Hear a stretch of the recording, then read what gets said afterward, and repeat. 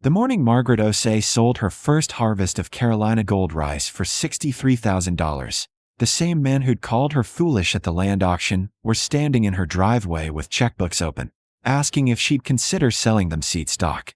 But that was October. In March, when she'd raised her auction paddle for Lot 47, 40 acres of unimproved wetland, as is, buyer beware. The laughter had been immediate and loud. Starting bid, $5,000, the auctioneer called. Margaret's hand went up.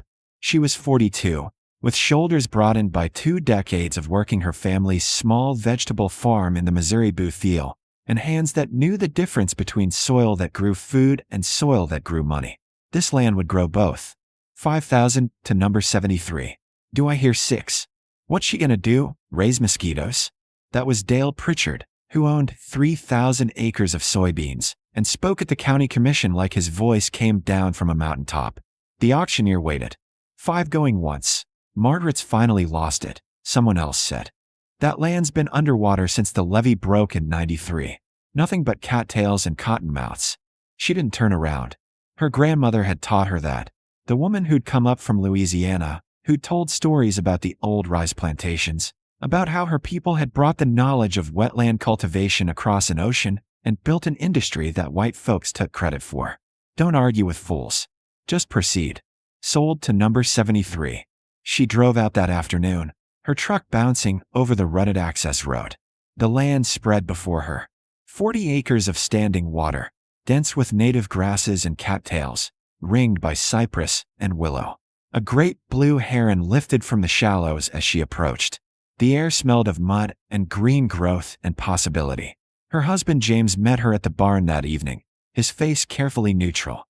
They'd been married 19 years, worked the family farm together since her father died, raised 2 boys who were both away at college now.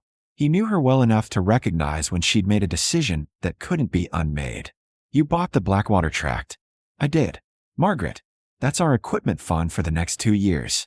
We'll manage. With a swamp. With rice. His jaw worked. Rice. In Missouri. In standing water, nobody's been able to drain in 30 years. That's exactly why it'll work. He slept in the spare bedroom. Her son David called the next morning, voice tight with the particular concern of a 20-year-old who'd gone away to AG school and come back full of modern ideas. Mom, Dad says you bought wetland. For rice cultivation. News travels. That's not feasible. The economics don't work. We covered this in my crop production class. Did they teach you about Carolina gold?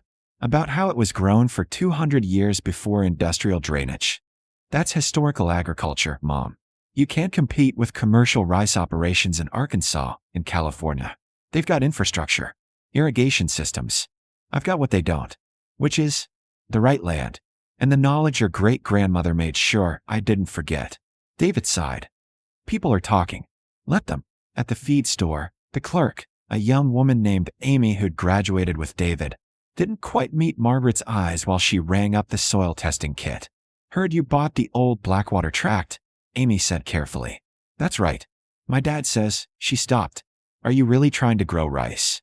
I am. Seems like it'd be easier to just drain it. Plant soybeans like everyone else. Margaret took her receipt. Easier isn't always better. She knew what Amy's father had said. What they were all saying. The coffee shop, the co-op, the implement dealer. Everywhere she went that spring, conversation stopped and restarted when she passed. She caught the looks, caught the head shakes. James stopped arguing after a few weeks, but the silence was worse. He worked their vegetable fields alone, ran the farmer's market stand on Saturdays, did everything they'd always done together, but the distance between them grew thick and heavy. Margaret spent her days at Blackwater, taking soil samples, mapping water depth, studying the hydrology. She brought in a hydrologist from the university, a young black woman named Dr. Simmons, who actually listened instead of immediately explaining why it wouldn't work. Your pH is perfect, Dr. Simmons said, checking her instruments. In this water retention, most people would see a problem, but for traditional rice cultivation, it's ideal. It's more than ideal. This is the kind of wetland the original Carolina planters would have prized. If you can source authentic seed stock, already done.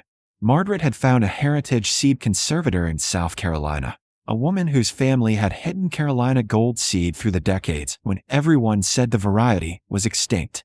3 pounds of seed, enough to plant a trial acre, were arriving next week. At the May co-op meeting, Dale Pritchard stood during open comments. "I'm concerned," he said, not looking at Margaret, which meant everyone else did, "about people pursuing vanity projects on productive agricultural land. We need to be good stewards." Margaret's land was never productive, someone pointed out. Could be, with proper drainage. Could be another 100 acres of soybeans feeding the world. Instead, it's going to grow nothing but tax debt. Tom Fletcher, who farmed adjacent to Blackwater, raised his hand. "I'm also concerned about mosquito habitat. Standing water that close to my operation. The birds will manage the mosquitoes," Margaret said quietly. "Herons, egrets, swallows. They're already moving in." "Birds don't pay property taxes," Dale said. "Birds don't feed families." Margaret stood. "The rice will do both. Give me 1 season." 1 season of what? Watching money sink into mud. She left before the vote on whatever resolution Dale was proposing. Didn't matter. She had her land, her seed, and her grandmother's voice in her head. They'll laugh until the harvest comes. Then they'll remember who taught them to farm in the first place. The seed went in during June, broadcast by hand in the traditional way, the water level carefully managed. James watched from the truck, arms crossed, but he'd driven her out there. That was something. The rice sprouted. Then it grew, and Margaret waited.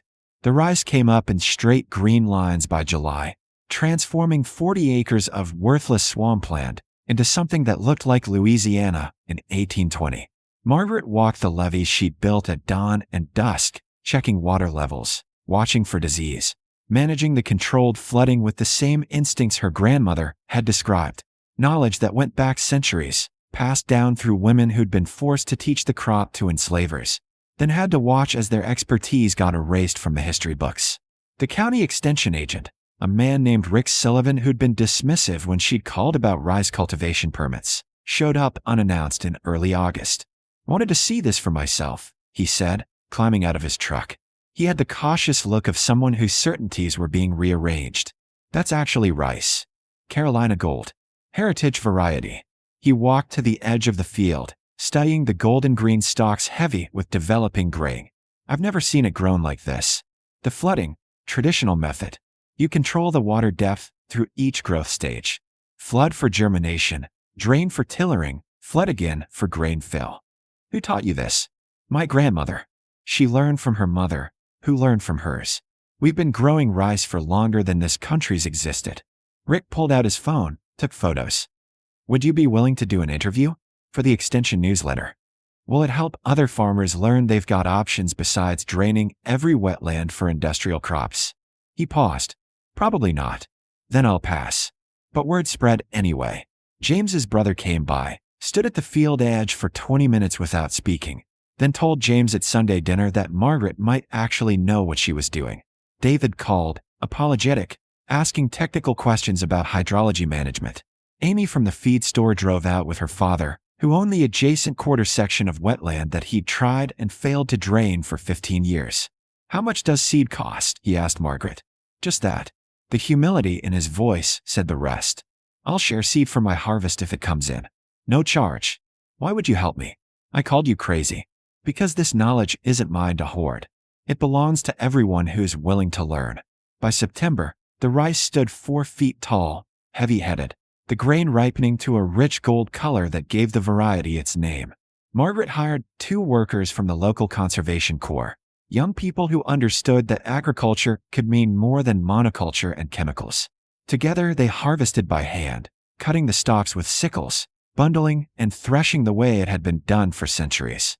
The yield was modest by industrial standards, 3,500 pounds per acre, but the quality was extraordinary. Margaret sent samples to 3 specialty grain buyers and a heritage food distributor in Charleston.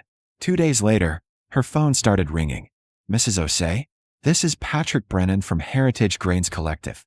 I just tested your Carolina Gold sample. Ma'am, I need to know, can you produce this in quantity?" "Next year I can.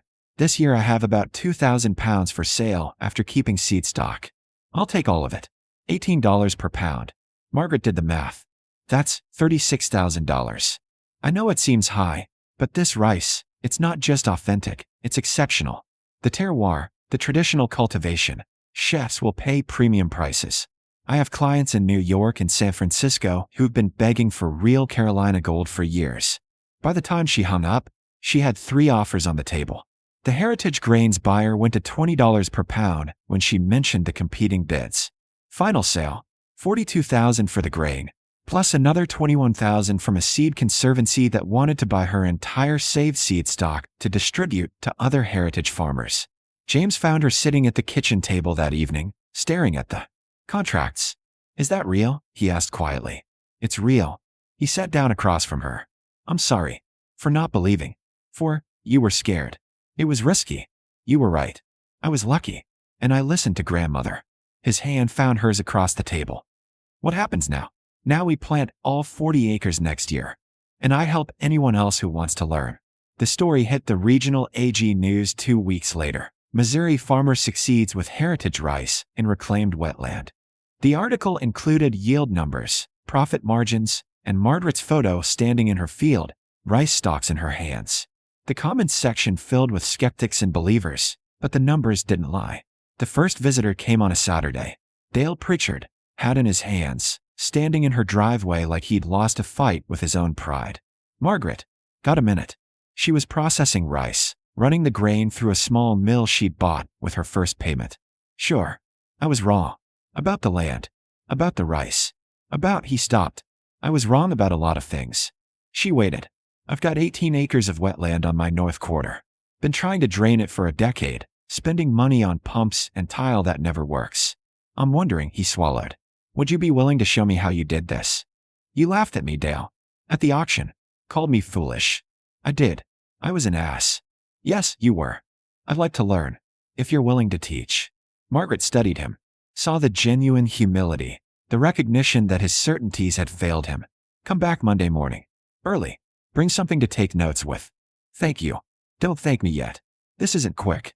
It's years of building knowledge." But he came Monday, and he brought 3 other farmers with him. And by the time Margaret finished explaining the basics, soil requirements, water management, traditional cultivation methods, her driveway held 7 trucks. "This changes things," Tom Fletcher said, the man who'd complained about mosquitoes. "If we can make money with wetlands instead of fighting them." "Exactly," Margaret said. "Work with the land, not against it." She spent October teaching, helping farmers identify suitable wetland parcels, connecting them with seed sources, sharing her grandmother's knowledge. David came home for a weekend, stood in his mother's rice field, and apologized properly. "I was so sure I knew better," he said. "Because of school, because of what the professors taught. The professors know industrial agriculture. That's valuable too. But it's not the only way. Will you teach me? Really teach me, not just the technique, but the why behind it." Of course. By November, Margaret had commitments from 14 farmers to try rice cultivation next season. The State Department of Agriculture called, asking about wetland conservation partnerships. A documentary filmmaker from St. Louis wanted to film the next year's planting. But the real measure came on a Tuesday afternoon when an unfamiliar car pulled up. A black woman in her 70s, moving slowly but with purpose, her eyes bright with emotion. "I'm Sarah Culleton," she said. "From South Carolina. I saw the article about your rice. Would you like to see the field?" "I'd like that very much." They walked the levees together, Sarah touching the stubble left from harvest, her fingers gentle on the earth.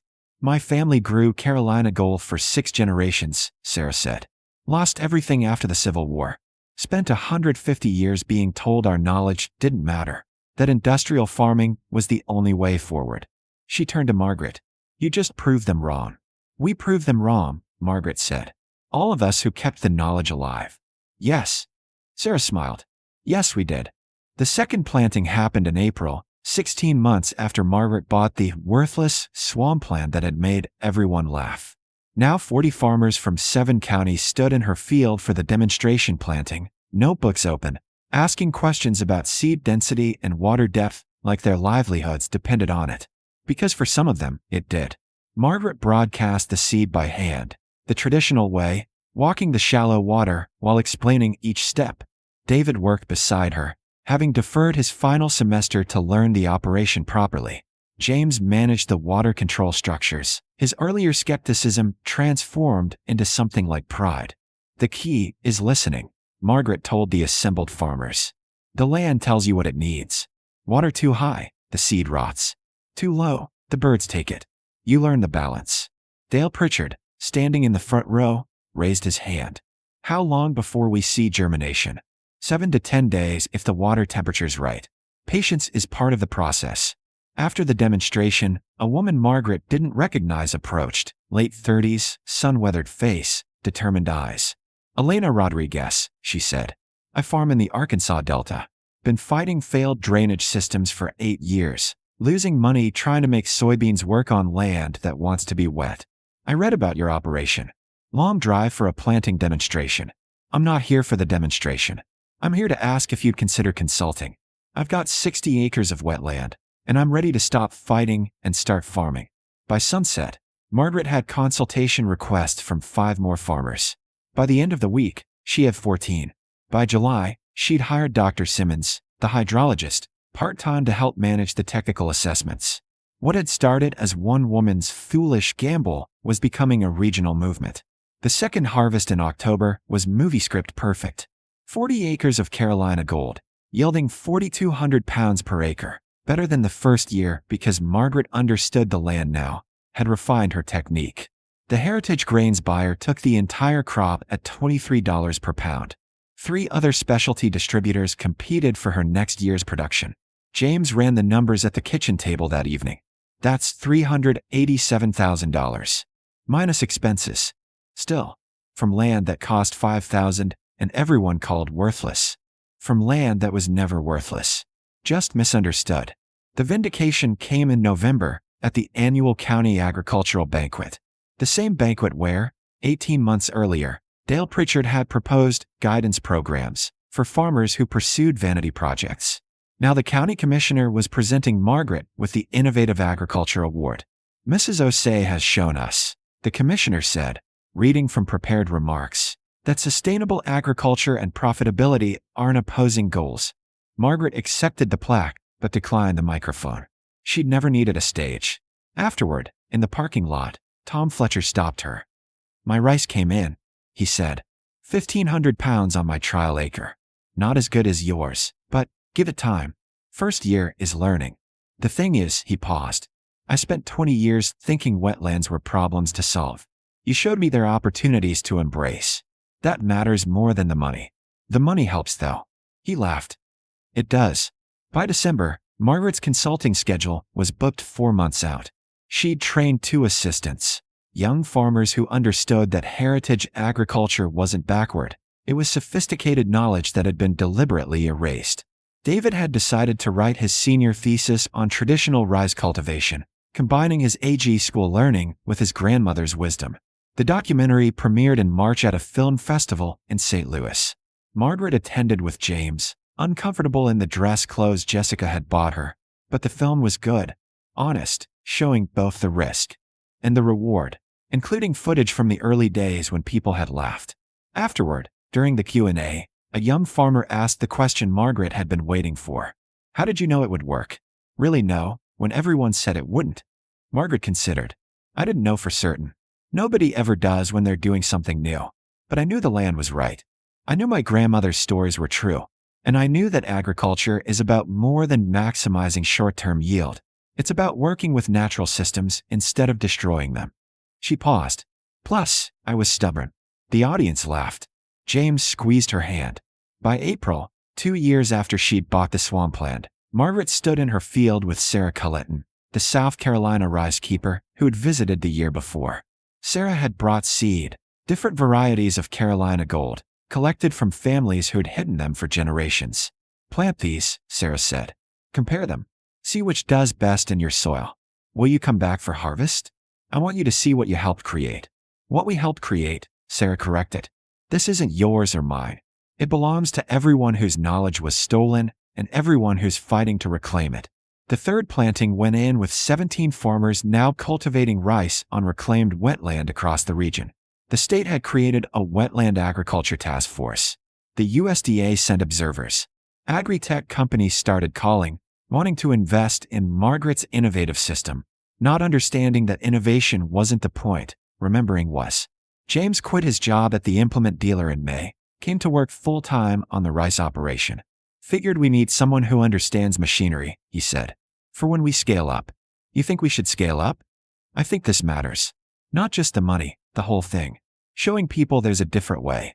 Margaret's third harvest, in October, brought in $287,000. But the real measure came in the numbers Rick Sullivan shared at the extension meeting. 43 farmers in the region now cultivating heritage rice on wetland, creating wildlife habitat, while producing premium crops, keeping water on the landscape instead of fighting to drain it away. This is what sustainable agriculture looks like, Rick said, showing yield charts and profit margins. One farmer had the courage to try something everyone said wouldn't work. Now she's changed how we think about wetland management across the entire watershed. Margaret didn't attend the meeting. She was at Blackwater, walking the levees at sunset, checking the water control structures before winter maintenance began. The great blue herons had brought families now, 6 nests in the cypress trees. Egrets hunted in the shallows. The land was alive in the way it was meant to be, wet and productive and supporting life beyond just human needs. David found her there, bringing coffee in a thermos. Documentary won an award, he said. They want to interview you for the press release. Tell them no. Mom, you've earned recognition. I've earned a good harvest. That's enough. They stood together, watching the light fade across the water. Grandmother would be proud, David said. She would have said I told you so. He laughed. Probably. Margaret sipped her coffee, thinking about the journey, from the auction where people laughed, through the doubt and isolation, to this moment of quiet success. The men with checkbooks in her driveway, asking to buy seed stock. The farmers seeking her knowledge. The land proving, once again, that the old ways weren't backward. They were wisdom that modern agriculture had forgotten. She thought about Sarah Culleton's words. This belongs to everyone whose knowledge was stolen. That was true. But it also belonged to the future, to young farmers like David who understood that innovation sometimes meant looking backward to move forward. Come on, Margaret said. Your father's making dinner. We should head back. They walked to the truck together, leaving the wetland to its herons and its cycles, to the work of winter when the land rested and prepared for another season. Behind them, Blackwater Bend stretched in the twilight. 40 acres that everyone had called worthless, that Margaret Osei had transformed into proof that sometimes the land knows better than the experts, and sometimes the woman who listens deserves to be heard. The geese flew overhead, heading south, their calls carrying across the water. Margaret climbed into the truck, her calloused hands on the wheel, her face weathered by sun and wind and the quiet satisfaction of being right, not for pride's sake, but because the land had needed someone to remember what it could be. Tomorrow, 3 more farmers were coming to learn. The work continued. The rice grew, and Margaret, as always, would be there at dawn, proceeding forward with the steady confidence of someone who'd never needed validation. Just time for the harvest to prove the truth.